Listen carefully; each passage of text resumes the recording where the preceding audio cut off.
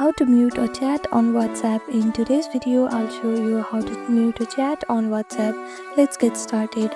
First, make sure you have downloaded WhatsApp on your device. If not, for iPhone user, you can download it from App Store, and for Android user, you can download it from Google Play Store.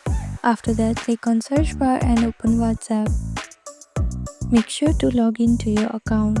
After you log into your account, go to this chat section from the bottom. Here you'll see your all chat history.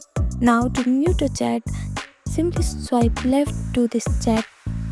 Then you can see different options. Click on this three dot which says more, and here you can see this mute option. Click on mute.